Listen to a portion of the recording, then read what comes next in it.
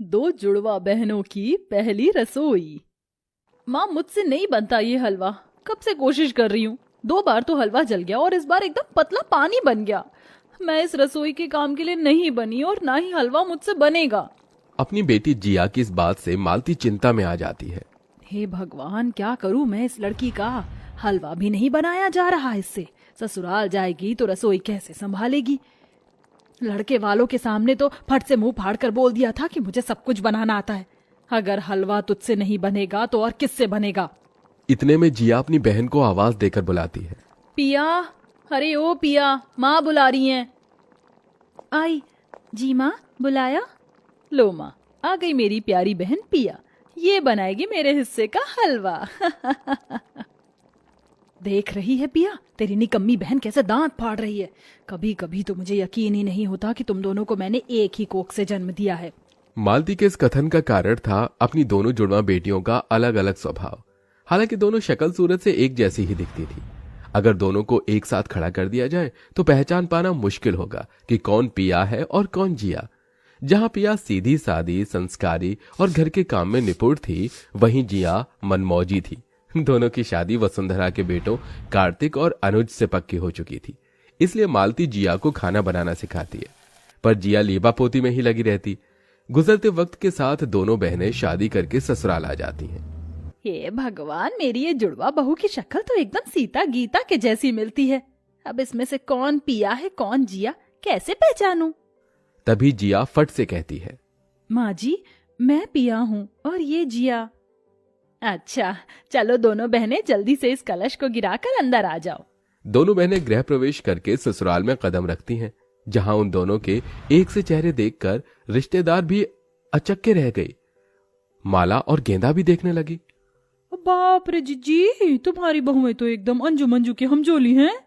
हाँ माला, दोनों जुड़वा बहनें हैं ना, इसीलिए। अच्छा चलो, अब तुम दोनों बहनें जाकर आराम कर लो और कल वक्त से उठना, क्योंकि तुम दोनों की पहली रसोई है। जी माँ जी। दोनों बहनें अपने अपने पतियों के साथ कमरे में आ जाती हैं, जहां जिया मन ही मन बड़बड़ा उठी। मैं तो नहीं उठने वाली। पहली रसोई के लिए 5 बजे।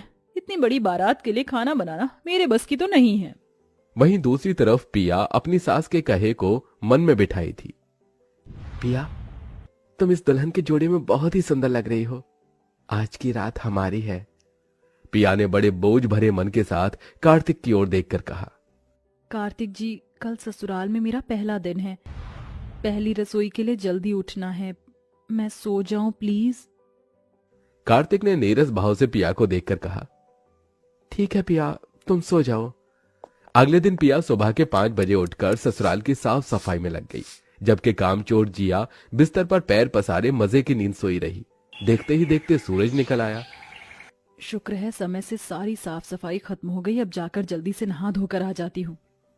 बेचारी पिया सारा काम निपटा कर थक कर चूर हो गई। फिर वो नहाकर तैयार हो रही थी कि उसको कमरे में देखकर उसकी जुड़वा आलसी बहन जिया फट से पिया की जैसी साड़ी पहनकर रसोई में आ गई और अपनी सास को आता देखकर गहरी सांस भरते हुए थके होने का एहसास जताया।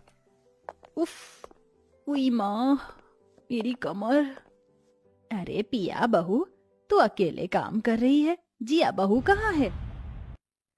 जी वो माँ जी, जिया को जरा देर से उठने की आदत है। मैं उठा देती हूँ जाकर। जिया ने चालाकी दिखाकर अपनी सास की नजर में खुद को कामकाजी साबित किया। इधर सास गुस्से में पिया के कमरे में आ धमकी, जहां पिया को सजता धजता देखकर वो पिनकते हुए बोली, तू यहाँ लीपा पोती में लगी हुई और वहाँ बेचारी पिया बहू रसोई में अपनी कमर तोड़कर काम कर रही है। अरे ये सजना सवरना भागा थोड़ी जा रहा है। थोड़ी साफ सफाई करवा देती अपनी बहन के साथ तो तेरे के हाथ घिस जाते। इतना भला बुरा सुनकर बेचारी पिया की आंखें भर आईं।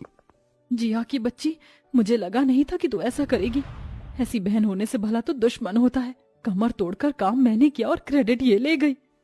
फिर थोड़ी ही देर में दोनों बहनों की पहली रसोई की रस्म शुरू हो गई, जहां वसुंधरा एक बार फिर पिया को जिया समझकर धमकाते हुए बोली, देख जिया बहू, तेरी एक भूल मैंने नजरअंदाज कर दी, मगर इस बार कोई काम चोरी नहीं चलेगी। तुम दोनों बहनों को पहले रसोई में सबसे पहले हलवा बनाना है और फिर पूरी छोले राजमा चावल। और हाँ, तेरी बुआ सास को शुगर है तो वो सादे फुलके खाती हैं और माला मौसी को मिठाई बहुत भाती है तो एक आध आइटम बना लेना, गुलाब जामुन और शाही टुकड़ा। डबडबाई आंखों से पिया ने अपनी सास की ओर देखकर कहा, माँ जी इस बार मैं आपको शिकायत का मौका नहीं दूंगी, एकदम अच्छे से पहली रसोई की रस्म करूंगी। पर इतना सब बनाने की बात से जिया का सिर नाचने लगा। उफ, मुझे तो हलवा तक बनानी नहीं आता, इतनी सारी वैरायटी कैसे बनाऊंगी? ओ गॉड, बचा लेना। पिया झटपट से हलवा बना लेती है, वहीं जिया हलवा बनाने में उलझी हुई थी। हलवा तो बन गया, अब जल्दी से मटर पनीर की सब्जी बना लेती हूँ और एक तरफ आटा गूंथ लेती हूँ। जिया जलन से भर गई क्योंकि उसका हलवा बार बार जल जाता था। उफ, हलवा फिर जल गया। अगर इसमें लगी रही तो बाकी खाना कब बनाऊंगी? जो भी है सही है। जिया रोध होकर कच्ची पक्की पूरी तलने लगी। इधर मेज पर पूरा ससुराल बेसब्री से दोनों बहनों की पहली रसोई की बाट जो रहा था। ओहो, रसोई से खाने की कितनी अच्छी खुशबू आ रही है, अब तो पेट में कबरी हो रही है खाने की। वही तो जिज्जी, जल्दी करो ना। बहू रानियों, जल्दी से खाना ले आओ भाई। ये सुनते ही डर के मारे जिया दांतों तले उंगली दबा लेती है। अब क्या करूं, मैंने तो इतनी देर में बस ये जला हलवा और ये 4 पूरी ही तली हैं।